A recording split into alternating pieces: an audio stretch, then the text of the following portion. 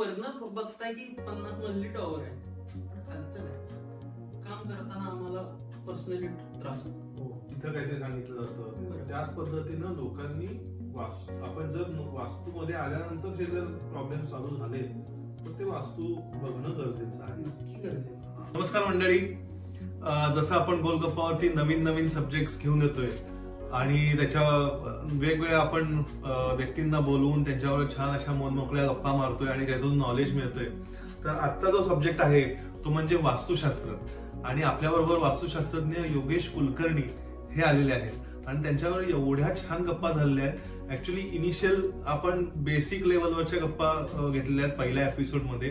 त्याच्या भरपूर एपिसोड होतील, पण या एपिसोडमध्ये वास्तुशास्त्र का गरजेचं आहे आणि ते त्याच्यासाठी मिनिमम रेमेडीज काय काय करता येतील वास्तुशास्त्रामध्ये, वास्तू दोष म्हणजे काय असतो आणि एक्सटेंडेड म्हणजे फ्लॅट सिस्टीम आली आहे किंवा बंगले आहेत तर त्याच्यामध्ये वास्तू दोष किंवा वास्तू कसे आपण ओळखू शकतो याबद्दल थोडीशी माहिती आपण या पॉडकास्ट मधून घेतलेली आहे. तर चला तर मग बघू आपण.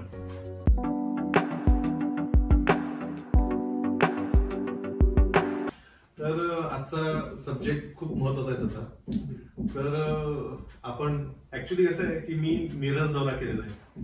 तर मिरजेमध्ये असे बरेच हिरे आहेत जे लपलेले आहेत.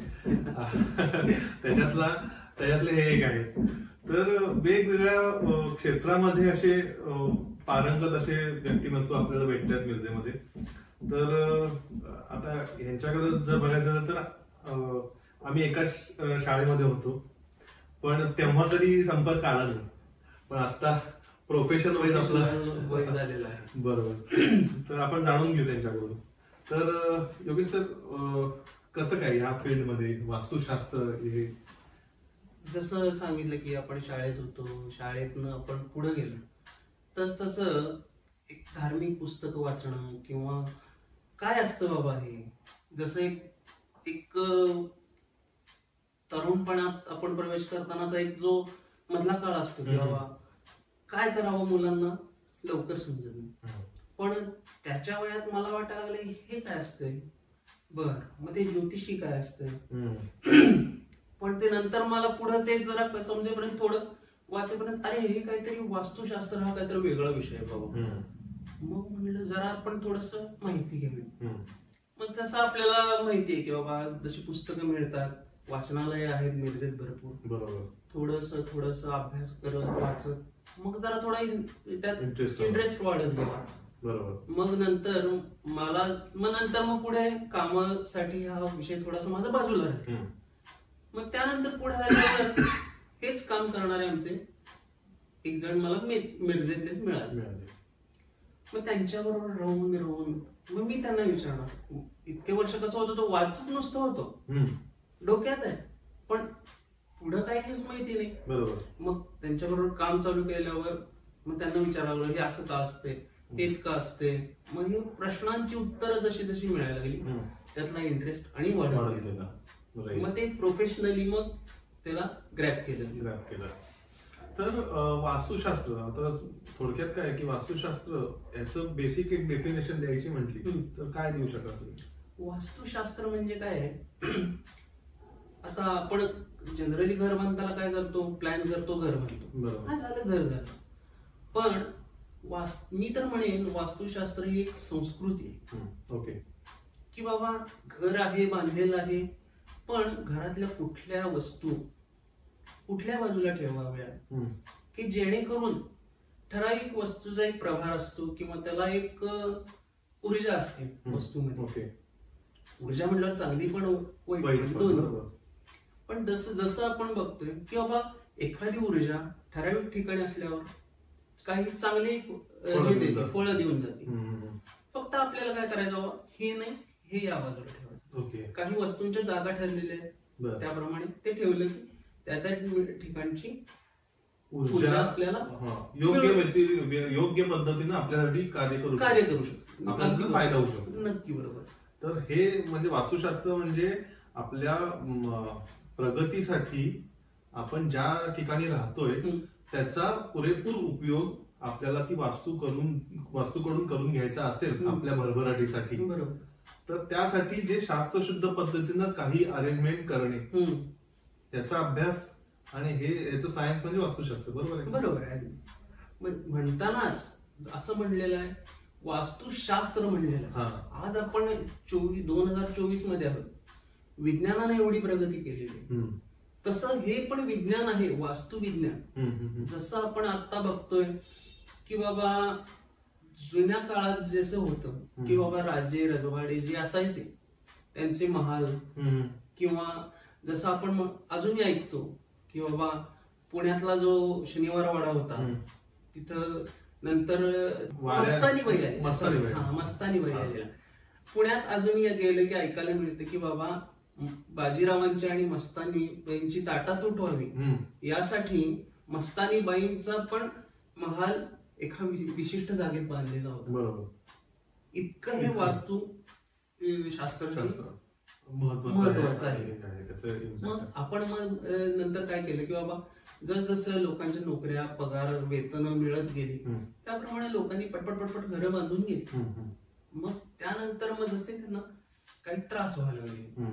मग आता जसं आपण 2024 मध्ये बघतोय की बाबा बरेच जण बघत असतात की बाबा आम्हाला सगळे डॉक्टर करून झालेले असतात, सगळं झालेलं असतं, पण काहीतरी दोष आहे, काहीतरी आम्हाला त्रास होतो. जसं आपण डॉक्टरकडे पेशंट गेल्यावर साहेब डॉक्टर कसं तरी होते, पण ते कसं तरी होतंयला डॉक्टरांना माहिती असते त्याला कसं तरी म्हणजे काय होतंय, त्यासाठी त्याची तपासणी करतात.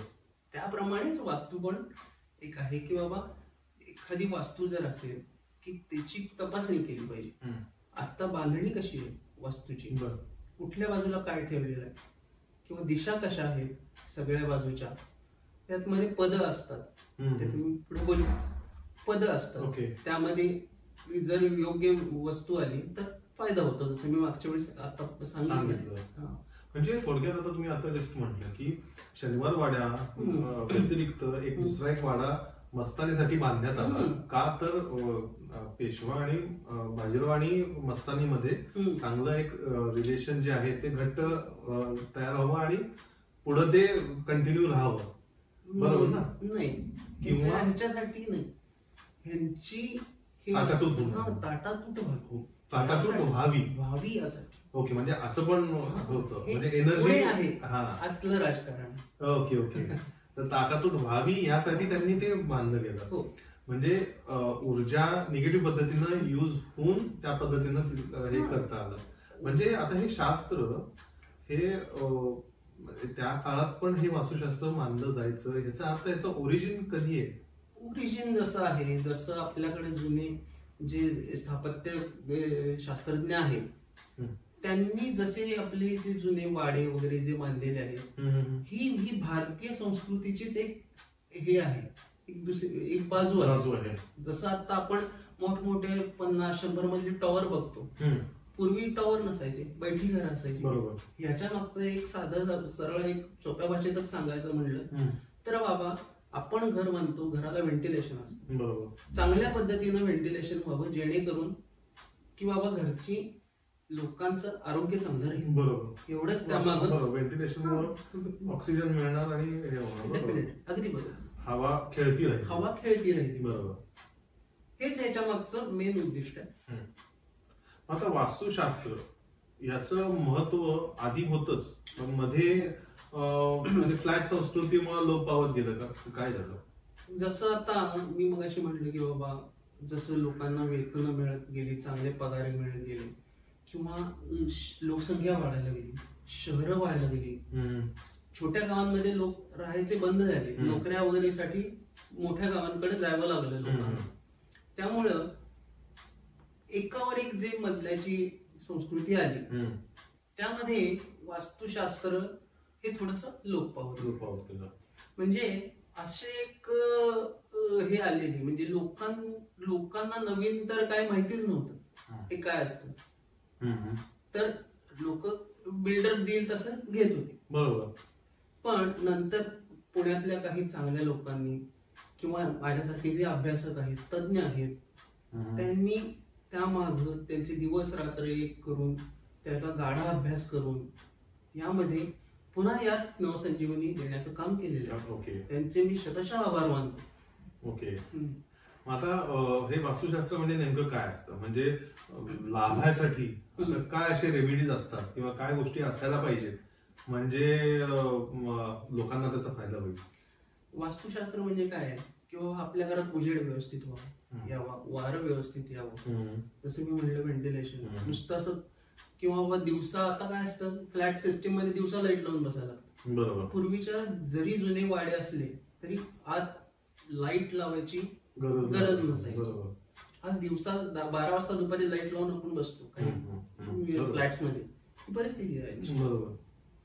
पण त्यासाठी उजेड, वारा, ऊन, पाऊस याचं सगळ्यांचं संरक्षण आणि त्याचा पासून उपयोग पण हे सगळं म्हणजे ह्याची रचना म्हणजे वास्तुशास्त्र. ओके. पण आता फ्लॅट सिस्टीम मध्ये तर आता बंगला असेल तर चहूबाजूने ओपन असतो आणि तिथं मी कन्स्ट्रक्शन करू शकतो जसं पाहिजे तसं. पण फ्लॅट संस्कृतीमध्ये तर एक खरा कोपरा मिळणार आहे, सगळे तर हे ओपन स्पेस नाही मिळणार. तर मग तिथं कसं या गोष्टी पण कसं आहे आता की बाबा, जसं तुम्ही चांगला प्रश्न विचारला की बाबा फ्लॅट संस्कृतीमध्ये काय करायचं, की बाबा आता जसं आपण एखादा पेशंट आहे, ठीक आहे, आपण डॉक्टरकडे गेलो, घे बाबा टॉनिक घे तू बरा होशील, ठीक आहे, त्याला बरं वाटतं. पण काही ठिकाणी डॉक्टरांना गोळ्या वगैरे द्याव्या लागतात. तसं वास्तूमध्ये सुद्धा असं आहे की बाबा ठराविक वास्तूमध्ये कसं असतं की प्रत्येक दिशेचं अन्न, औषध, खनिज हे सगळं असतं. मग त्या ठिकाणी जी मी पद बोललेलो त्या पदांमध्ये त्या औषधाचं, अन्नाचं, वस्तूचं जे खनिज असतं, रत्न असतं, त्या सगळ्यांचा निक्षेप करावा लागतो. त्याच्यासाठी मोठा विधी असतो. ओके. तो विधी करून त्याला त्या ठिकाणी निक्षेप केलं की कसं आहे, आता प्रत्येक गोष्टीतून ऊर्जा बाहेर निघणार आहे. बरोबर. पण त्यातली जी ऊर्जा आहे ती घराला बॅलन्स करायचं काम करते. त्यानुसार की बाबा थोडस त्या माणसाला किंवा वास्तूमध्ये एक शांतता वगैरे. ते वास्तू शांत म्हणजे तेच आहे का? वास्तू शांत ही काय आहे की हा वास्तू पुरुष असतो, त्याला पहिला तिथे विराजमान करावं लागतं. ओके. मग ही आपली इथून पुढे वास्तूच काय म्हणेन मी की पुढचे सगळे सोपस्कार.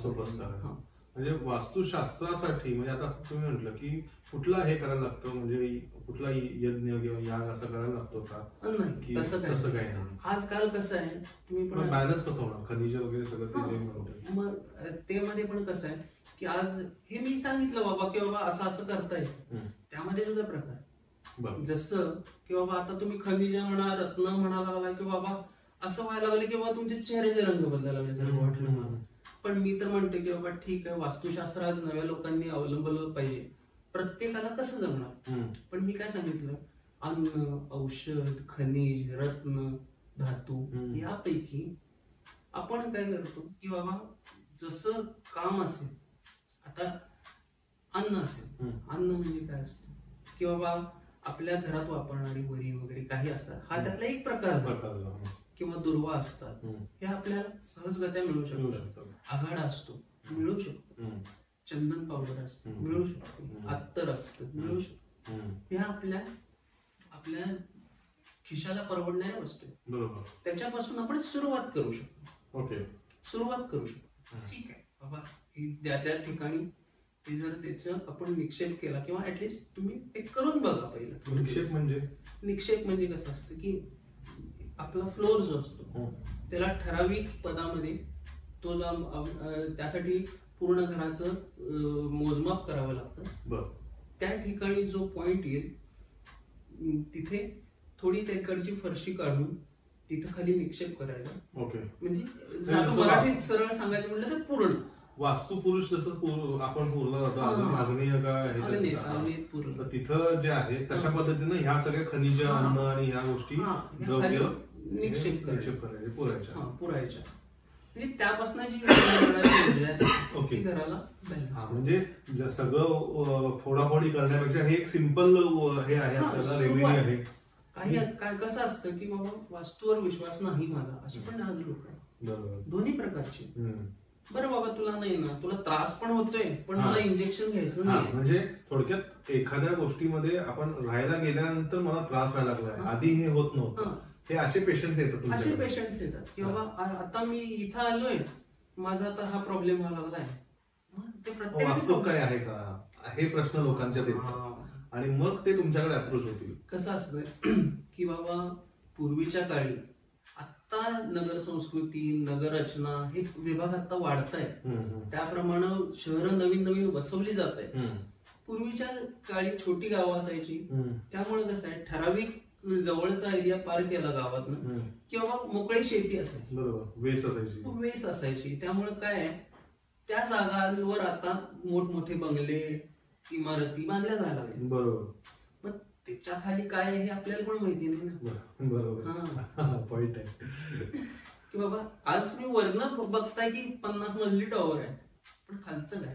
म्हणजे पुरातन काळात किंवा पूर्वी याच्यामध्ये बरोबर आहे की गाव भाग एक वेगळा असायचा आणि मग तिथून मग एक्सटेन्शन जसं जसं लोक वाढतील, लोकवस्ती वाढेल तसं तसं ते एक्सटेन्शन होऊन बाहेरचा भाग हा गावामध्ये कन्वर्ट होतो. बरोबर. त्यामध्ये तुम्ही म्हणताय तसं आधी काय झालं काहीच माहिती नाही. मग त्यामुळे कमी की बाबा त्याला पण आपल्याकडे कसं असतं की बाबा आपण जसं आता प्रत्येक गोष्ट आपण आता धार्मिकतेतली म्हणा किंवा आपण लग्न कार्य जे आज आपण विधी पार पाडतो त्यासाठी एक आपण योग्य एक आपण मुहूर्त शोधतो, तशी ही कामं पण मुहूर्ताचीच असतात. त्याच्यासाठी एखादी जर आपल्याला जर व्हिजिट असेल तर त्यासाठी मुहूर्त बघावा लागतो किंवा त्याच्याकडे गेल्यावर किंवा तिथे गेल्यावर कुंडली मांडावी लागते.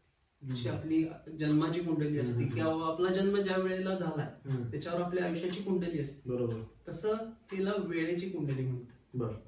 अशा ज्या गोष्टी आहेत काही बारीक सारीक आहेत त्यातून अशा गोष्टी निष्पन्न येतात किंवा समजतात. ओके.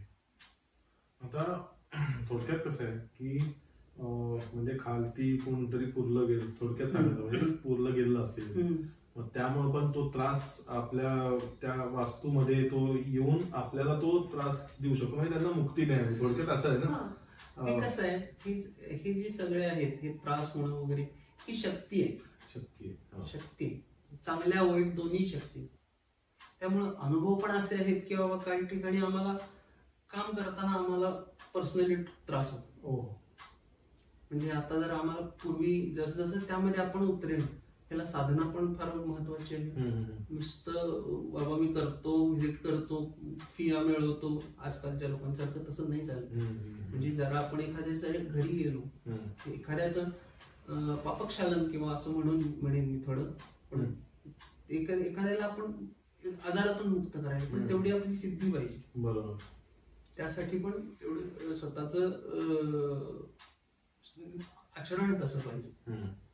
तिथे गेल्यावर मग त्याच्या पुढच्या कामांना सुरुवात होते. ओके.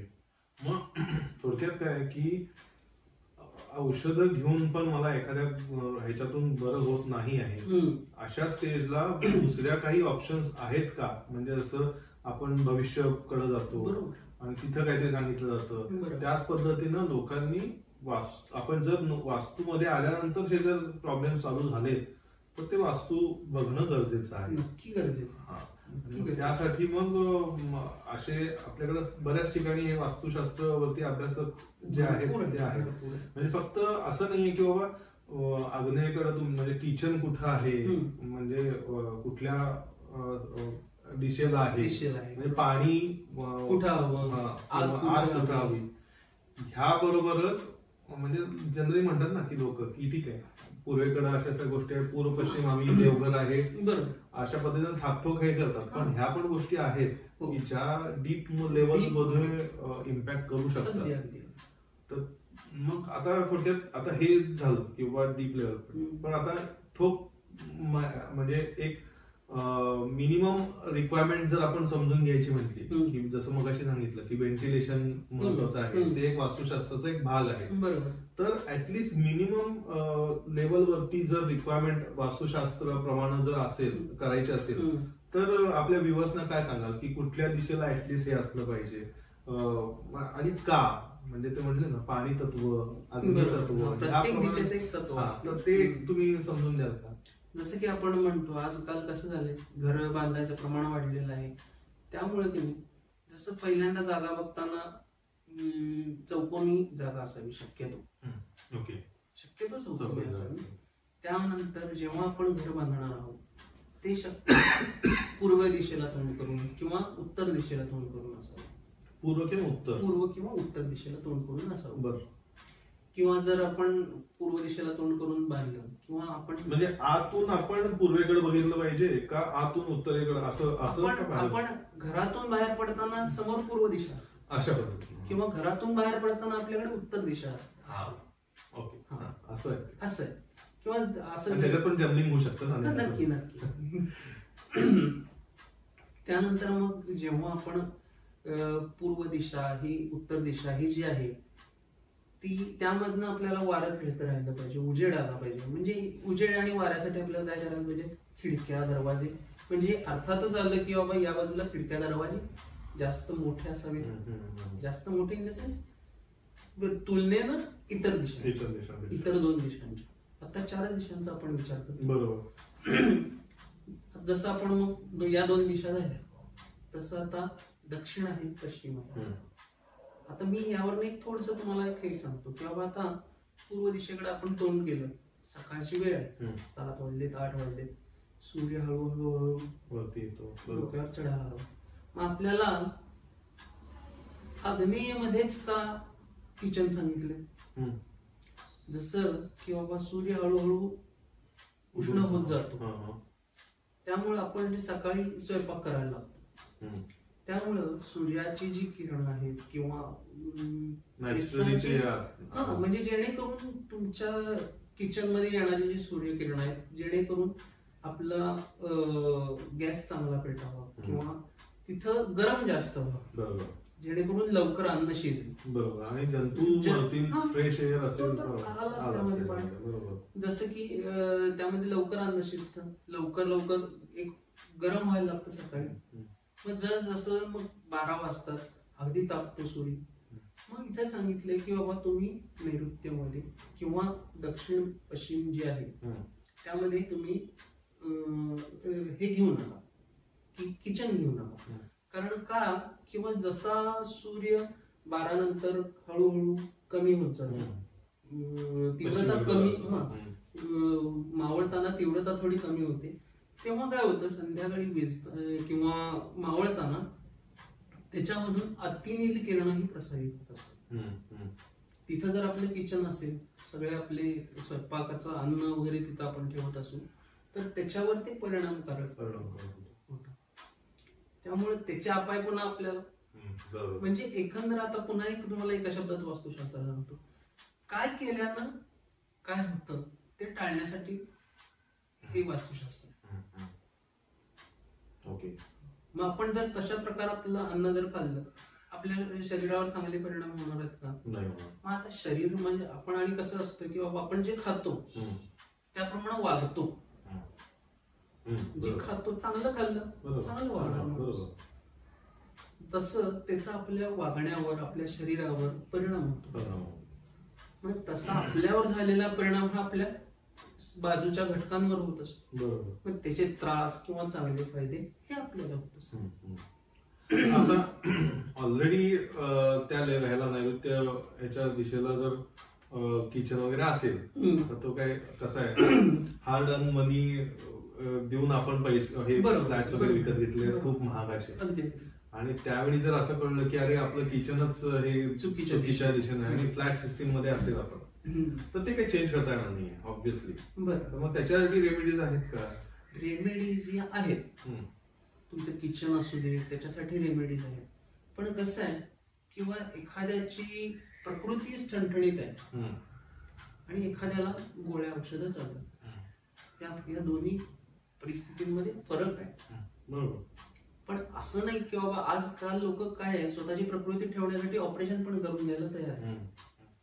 ती वर्स्ट लेवलला नाहीच चालत, पण तुम्हाला तिथं पर्याय शोधावा लागतो. बरोबर ते आहे. आता फ्लॅट सिस्टीम मध्ये तर नाही मिळणार पण करायला लागणार. मग त्याला काय रेमेडीज त्याला remedies आहेत. फ्लॅट चेंज करणे हे आहे, पण एवढं पण सोपं नाही. शक्यतो आम्ही त्यांना काय हे देतो की बाबा आम्ही रेमेडीज सांगतो की प्रत्येक दिशेचं जसं मी अन्न, औषध, खनिज जसं सांगितलं. मग जसं आपण आता आपल्याला मोठा आजार आहे आणि आपण कसं जरा कणकण वाटते, क्रोसिन घेतो, ठीक आहे, हा दुसऱ्याची बरोबर.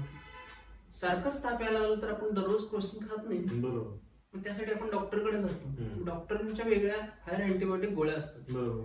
मग त्याच ह्या हायर अँटीबायोटिक गोळ्या, पण त्या पण कशा आहेत की ठराविक कालावधीपुरत्या ते काम करणार. आज मी असं नाही म्हणून सांगू शकत की बाबा आज माझ्या घरात दोष आहे, मी रेमेडीज केली आहे, इथनं मी आता माझं घर आहे तोपर्यंत सगळं व्यवस्थित असं. त्याचा पण परिणाम, त्यातली पण ऊर्जा निगेटिव्ह पण असल्यामुळे त्यातली पण ऊर्जा कमी होते.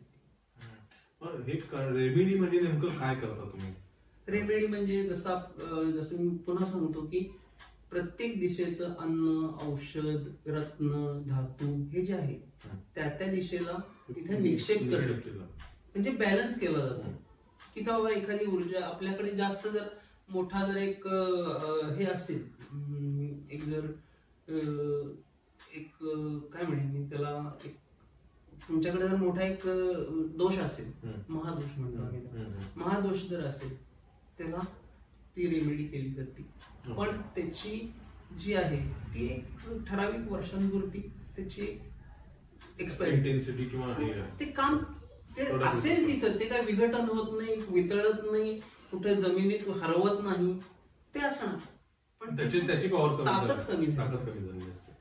मग त्यानंतर मग शक्यतो काय करायचं अशा वेळी आम्ही शक्यतो फ्रँकली आम्ही सांगत असतो की बाबा हे आता जे केलेलं आहे ह्याच्यात तुम्हाला फरक पडतात असं आम्हाला पण बऱ्याच लोकांनी सांगितलं. हा, हे केलं आम्हाला फरक पडला, पण तुम्ही यातनं आता बाहेर पडायचं बघा. ओके, आता यातनं बाहेर पडायचं बघा, कुठेतरी बाबा दुसरीकडे बघा. आता आजकाल बरेचसे लोक फ्लॅट विकतायत, हा चांगला स्वस्त द्यायला लागले घेऊन टाक, पण हा विचार नाही करत. का असेल करतोय तो, काय करतो, त्याचा इतिहास काय आहे, किंवा मालक जो आहे त्याची काय परिस्थिती, तो काय कर्जात होता का, इथं आल्यापासून कर्ज झाले का. त्यामुळं मिनिमम वास्तुशास्त्राचं ज्ञान असणं प्रत्येकाला आवश्यक, आजची ती काळाची गरज आहे. वास्तू दोष हा आपल्याला लागू नये यासाठी ऍक्च्युली रिसेल फ्लॅट घेताना किंवा नवीन बांधताना एकदा म्हणजे बाकीचे जसे डॉक्युमेंट्स तुम्ही चेक करता तसं एका वास्तुशास्त्राला पण, शास्त्रज्ञाला पण जर तुम्ही अप्रोच केला की जस्ट बघूया, कारण हार्ड अर्न मनी जसं मी म्हटलं, तर त्यामध्ये ठीक आहे आपण शोधतोय म्हटल्यानंतर आपण फ्लॅट सिस्टीम मध्ये आपण ऑप्शन्स बघणारच आहे. नॉट नेसेसरी की हा आवडला म्हटल्यानंतर आपण घेतलं पाहिजे.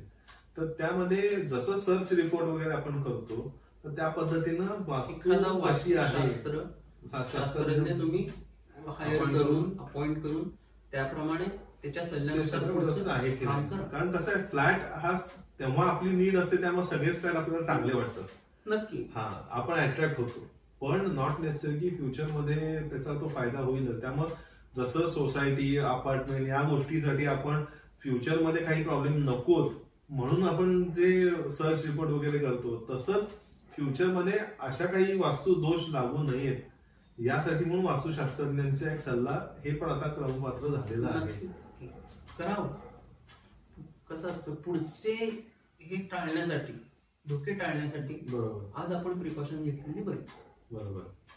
तर आता आपण फर्स्ट एपिसोड मध्ये फक्त एक समजून घेतलंय, त्याचे अजूनही एपिसोड होतील, एक प्रॉपर एक सब्जेक्ट वरती आपण दिशा घेऊन आपण त्याच्यावरती बोलूया.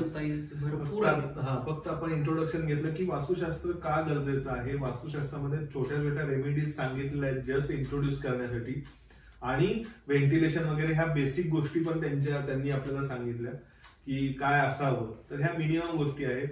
तर याबरोबर आपण हा एपिसोड संपवतोय, कारण खूप अशा गप्पा भरपूर होतील. हा, तर तुम्हाला काही डाऊट्स वगैरे असतील किंवा जर वास्तुशास्त्र तुम्हाला काहीतरी प्रॉब्लेम्स असतील असं वाटतंय आणि वास्तू दोषाचा प्रॉब्लेम तुम्हाला लागलेला आहे, असं काही असं तुम्हाला वाटत असेल तर नक्कीच डिस्क्रिप्शन मध्ये ईमेल आयडी आमचा आहे गोलगप्पाचा, तर तिथं तुम्ही मेन्शन करू शकता. मग त्यामध्ये आपण सरांचा कॉन्टॅक्ट नंबर वगैरे सगळा शेअर करू आणि नक्की त्यांना कॉन्टॅक्ट करा. म्हणजे तुम्हाला त्याचं एक गायडन्स मिळेल आणि नक्कीच त्याला तुम्हाला सपोर्ट होऊ शकेल.